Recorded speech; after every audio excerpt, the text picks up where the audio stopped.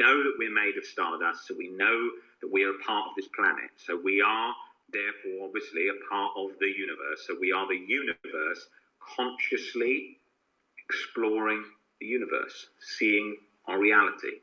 So we are connected into that, okay? So all of that stuff and that depth, and that's why so much of that insight through philosophy and all these things helps give up control, helps release anxiety, helps release this kind of neurotic state where we're trying to control and scared of everything. And it's a sort of a letting go and just feeling and experiencing our human experience. And that is vital in OCD and anxiety recovery. It is so important because that whole process, that whole way, it's mindful, it's living in the moment, it's giving up control, it's letting go of certainty. That whole combination is reducing and reduces all this locked on state, this neurotic, tight, wound up, locked on, controlled state.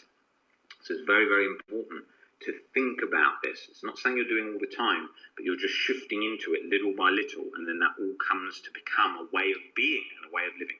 So that's what I wanted to talk about in relation to death. So venturing into it rather than avoiding it, which we all do as humans. It's so important to venture into it, not run away from it. Okay, I'm going to look at some questions now and see what you guys have said and try and answer some of them. So let's have a look here. I'll go right back to the beginning. Give me a second to go through these.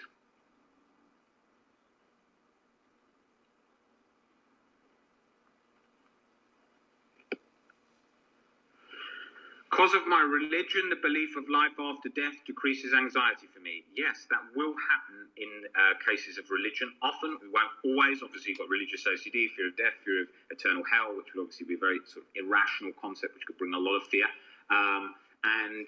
So, yeah, religion can bring peace as well as can bring fear. It can bring both. And so we have to learn to navigate that.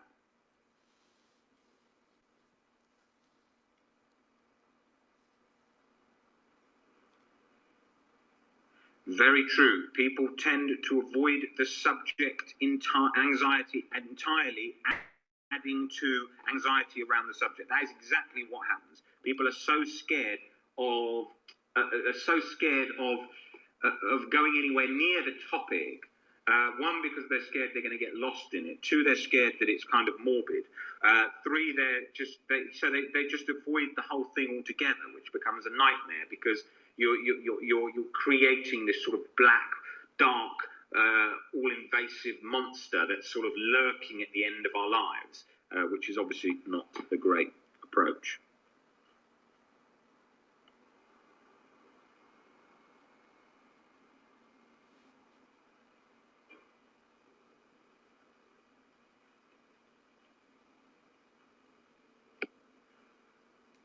COVID does add to the anxiety that I am not doing everything I want to be doing and potentially wasting this precious time. Yes, I do think that myself at the moment. With these COVID lockdown scenarios where I live, you do think, yes, I think, well, I go out a lot and see people and go out with friends, restaurants, bars, whatever.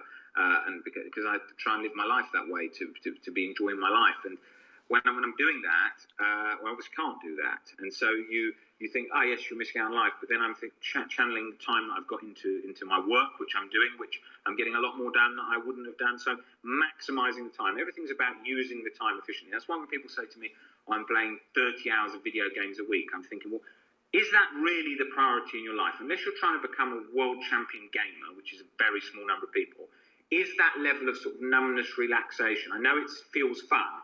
Is that rewarding to your life? I mean, realistically, if you look at life, there's not many people in the 30s or 40s who go, I'm so glad I played 30 hours of video games a week. Not really. And most of the achievements and things you want to do don't involve that. So a limited amount of time, enjoyment, yes, great for the enjoyment, benefit, fun. But past that becomes a sort of disastrous sort of vacuum of wasted time. The same as with Netflix. People watch, now I do this too. I get into series, I watch a lot of them, great and relaxing at times, but they're so consuming and they're designed like that, so that you get into a position where you're like, oh, I would rather do this than anything. And that's why they're made like that. But then that's just eating all your time. So you've got to be careful of that.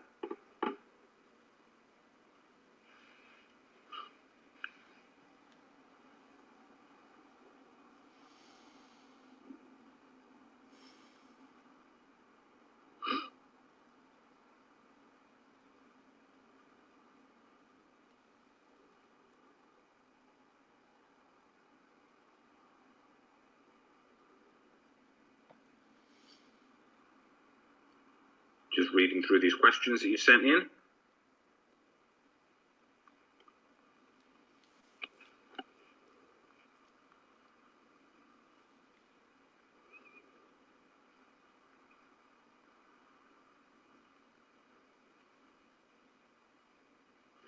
The other day I was latched onto an obsession and took a walk around the cemetery. It's helpful because it allows you to put things into perspective. Even if my worries were true, death is imminent. Very, very true. What we've been talking about here. Even when we're triggered at times, it can help. I'm not advising running off to cemeteries whenever you're triggered, but I'm saying it can help create that disconnection from in our mind where we're so focused. Like the same as when we take a holiday and we realise what we prioritise. And oh God, I was so latched into working in that environment, especially with social media today. We're all locked into our work and social interaction so tightly, we can often forget to take that little step back and feel that peace in that void there, in that gap.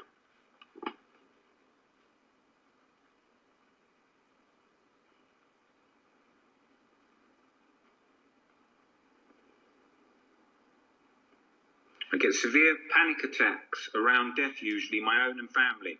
Found anything around death trigger, more reason to venture into it. You've got to venture into it more and more and more till the anxiety comes down. It will. Then there's also the fear of, what if I can never accept death? What if I stay stuck, scared of this forever, which was the core sort of catalyst of most of my existential OCD? What if I can never accept it? What if I'm stuck in this forever, ever, ever? And that just was causing a nightmare.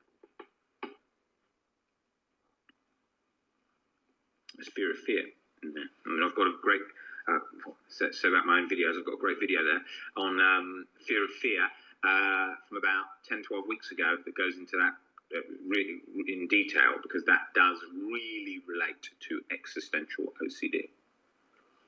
What is existential OCD? In relation to those questions about how to get over the fear of death, please watch this video. I'll be posting it to YouTube now, and you can watch it from the beginning, and we've gone into quite a lot of concepts around death, so it's a good one for fear of death.